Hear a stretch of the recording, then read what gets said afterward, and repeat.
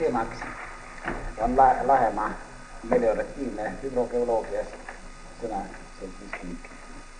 Austatud kuulajad, ma tahaks teile kõigepealt võib-olla selgitada, mida üldse tähendab melioratiivne hüdrogeoloogia ja mida me selle all meie vabariigi tingimuste mõistame. Nimelt esialgselt melioratiivne hüdrogeoloogia oli hüdrogeoloogia teenindavaks rakendavaks teadusharuks maaparandusele, kuidas seda paremini ehitada. Nüüd edasi, vastavalt põllumajandus- ja maaparanduse arengule on meil saanud taga teise sisu, nimelt kuidas maaparandust nii ehitada, et ta ei mõjutaks põhjavee kvantiteeti ega kvaliteeti. Ja kuna meie looduslikud tingimused on väga keerukad, siis paratamatult me oleme sunnitud vaatama kõike kompleksselt ja nimelt on paratamatult juurde tulnud ka põhjavee põllumajanduslikud haja- ja punktreost, see tähendab väetis ja tootmiskomplekside reostav mõju põhjaveele, nii et me oleme kõiki neid küsimusi sunnitud olema vaatama kompleksselt. Nüüd antud Lahemaa uurimine tehti Geoloogia Instituudi hüdrogeoloogia sektori melioratiivse hüdrogeoloogia rühma poolt tellimustööna, nagu oleme teinud seda kogu Eesti ulatuses, mõned rajoonid on veel tegemata ja nimelt tellib seda tööd meie käest Eesti maaparandusprojekt ja kasutame ka põllumajandusprojekti lähteandmeid. See tähendab seda, et projekteerijad annavad meil ette enda poolt kavandatud põllumajanduse arengu suunad ja ettevõtmised ja meie anname siis nendele hüdrogeoloogilise hinnangu. Samuti oleme andnud hüdrogeoloogilise hinnangu metsakuivendusele.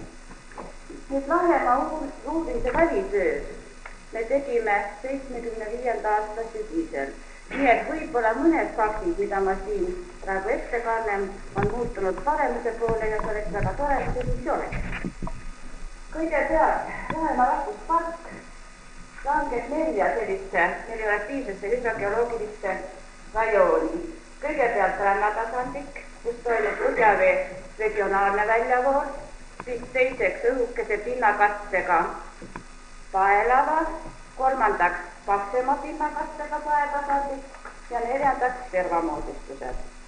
Nüüd kõikide nende probleemide vaatamisel tuleb kõigepealt 2 sellist piirkonda arvesse, esiteks Lahemaa rahvuspark ise ja teiseks Lahemaa rahvuspargi piirkond, see tähendab parki piiravad alad, mis otseselt mõjutavad tema põhjavett. Alustaksime nüüd rannatasandikust. Siin on senimaani kuivetatud just põhiliselt liivaalad, Kasipea Lihasoo piirkond ja Käsmu. Nüüd siin muidugi oleme alandanud põhjavett, aga mitte nii, et see mõjutaks rahvuspargi veerežiimi ja edaspidi on plaanitud traavistuse rekonstrueerimine drenaažkuivenduseks, mis ei tohiks enam halvendada mingil määral selle rannatasandiku põhjavee režiimi. Ainuke häda on deflatsiooni oht, mida siis tuleks kavalate vahetamisel arvestada. Nüüd Kahala piirkonnas, siin on samuti rannatasandikul pudisoo objektid, ka nendega on samasugune olukord.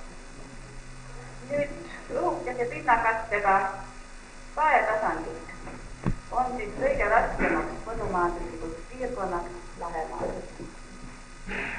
Ja siin üheks selliseks piirkonnaks on Kahala piirkond. Siin on olukord selline, et muidugi enne, kui ta läks Lahemaa rahvuspargi koosseisu, oli siin suurem osa töid tehtud, aga ka plaanitakse küllaltki palju töid. Ja praegu on olukord selline. Türialused just tänavu suvel pidi ehitatama Türialuse kuivendusobjekt, tähendab rekonstrueerima, mis siis hakkab treenima kõiki neid allikaid. Samuti Kahala järve. Siin oleks piisanud 100 meetri laiusest kaitseribas, muidugi põllumajanduslikult haritava maa-andmed ja olukord oleks olnud märksa parem, kuid kahjuks meie vastavad ettepanekud ilmselt kiiresid ja ei jõudnud teostada. Siis edasi, Kahanajärve piirkonnas on muidugi farmide probleem väga terav, nad on täiesti hüdrogeoloogiliselt kaitsmata aladel ja mõjutavad põhjavee kvaliteeti. Siis edasi on siin kokku ehitatud praegu 500 hektarit kuivendust niisutust ja rajatud on süsteemid alust põhja. See tähendab seda, et me oleme avanud põhjavee täiesti vabalt reostamisele. Ja edaspidi plaanitakse siin kuivendada veel 500 hektarit ja niisutada. Nüüd projektides on ette nähtud juba, et sellega alaneks, tähendab sellega, mis praegu selle 500 hektariga on lubatud alandada 0,8 meetrit Kahanajärve veepinda. Muidugi vastavate prognooside järgi, siis edaspidi koostatakse, siis edaspidi muidugi alandatakse veelgi. Ja samuti on ette nähtud välja on minu teada ka isegi projekteeritud kalakasvandus vastavale majandile Kahanajärve peale. Muidugi see on vähemalt ettevõtte, aga siiski meie tingimustes praegu kalakasvandused, nimelt toitmisjäägid reostavad praegu nende veekogude vett. Ja üldkokkuvõttes selle piirkonna kohta võiks öelda, et kui kõik plaanid ellu viiakse, siis ilmselt küll Kahanajärvest suur midagi järgi ei jää. Teiseks selliseks raskemaks piirkonnaks on siin Korgasõla kõrgendik Lohjajärv. Lohjajärve ümbruses on 3 kraavitusobjekti ja sealt me võtsime küllaltki palju veeproove nii Lohjajärvest kui ka kraavidest ja 75. aasta sügisel väetised lausa ujusid kraavides Lohjajärve poole. Samuti oli küllaltki suur rammastiku kontsentratsioon Lohjajärve vees. Nüüd on siis 2 võimalust. Kas rekonstrueerida drenaaskuivenduseks, et väetised ei pääseks järve ja põllumajanduslikult kasutada või siis kanda maha põllumajanduslikult kasutatavate maade hulgast need maad, nii et neid enam ei väetata. Nüüd Korgasõla kõrgendik, siin on küll pandud üks allikamärk, aga neid allikaid enam ei eksisteeri maaparanduse tagajärjel. On olukord selline, et Korgasõla kuivendusobjekt on alandanud põhjavett selle vaekõrgendiku 3-4 meetrit. Samuti ka Korgasõla farm on väga tugevad reostuspunktid ja samuti ka vanad farmid, kus on lausa tootmisjäägid, relikvid ja nii edasi, väga nagu see uus termin meil on lausa pajaukades. Plaanitakse Korgasõla teist objekti. See avab samuti alust põhja, on ette nähtud teadlikult ehitada kuivendust alust põhja. See halvendab olukorda tunduvalt. Senimaani, kuigi me oleme andnud selle objektile eitava hinnangu, negatiivse hinnangu, ei ole seda arvestatud ja see on läinud uudisele. Edasi on olukord teistes piirkonnades veidi parem, aga üks probleem, mida tahaks siiski väga esile tõsta, on Kõnnu uue tootmiskompleksi loomine. Nimelt, ma ei kuulnud selles uues määrustikus, seal oli küll nii, et tööstuslikke tootmiskompleks enam ei tohi rajada, aga põllumajanduse kohta seal vist midagi ei olnud. Nimelt kavandatakse Kõnnus, see on kahalasopoosi osakonnas, uut noorkarja tootmiskompleksi avada. Sel kohal endal pole viga, reostuskaitsmisel pole viga, aga selle tarbeks on vaja kuivendada üle 400 hektari maid, mis avab alustpõhja. Järelikult on hädaahus kõik nende reservaatide ja loodusmaastiku veerežiim, mis jääb siia. Nüüd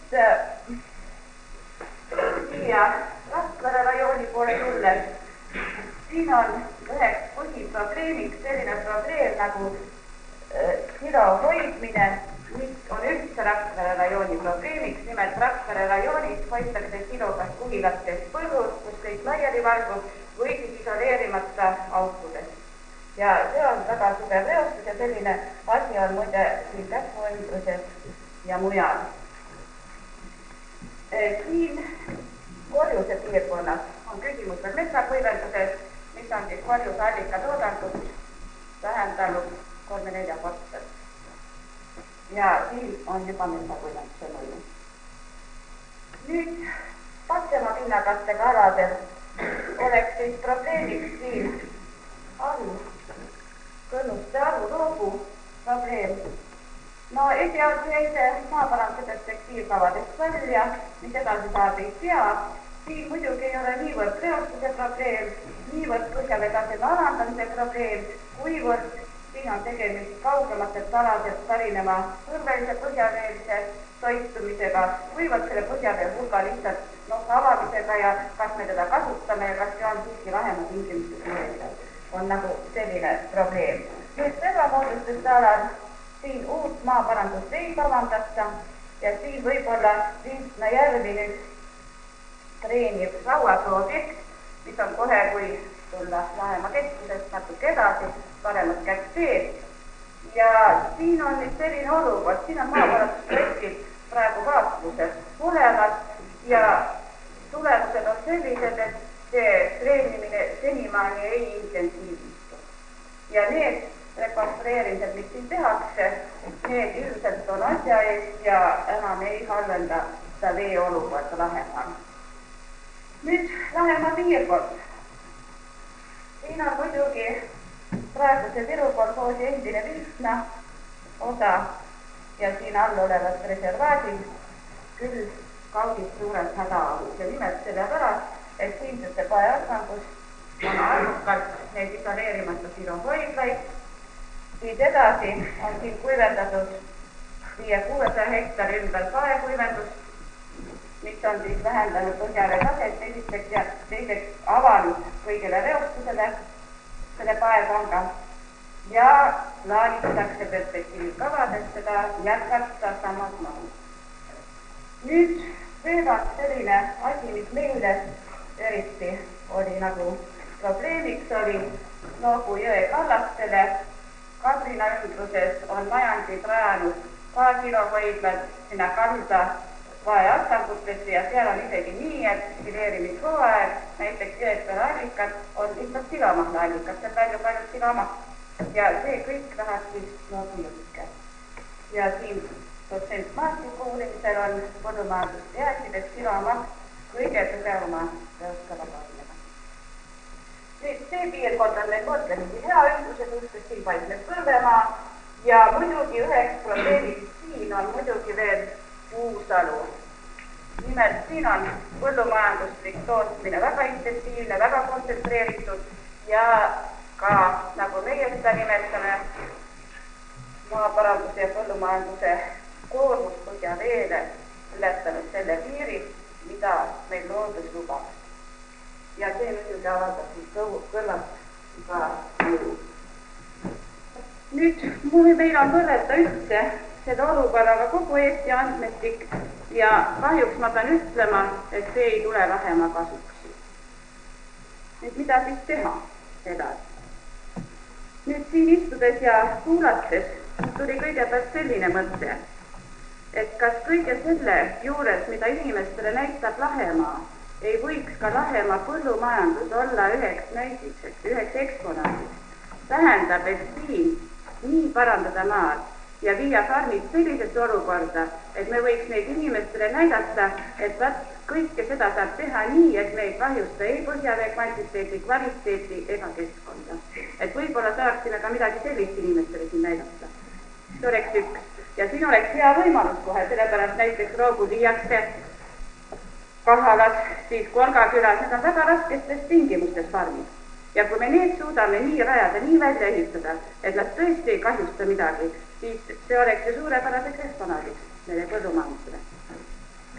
Nüüd edasi, mida siin kindlasti peaks tegema?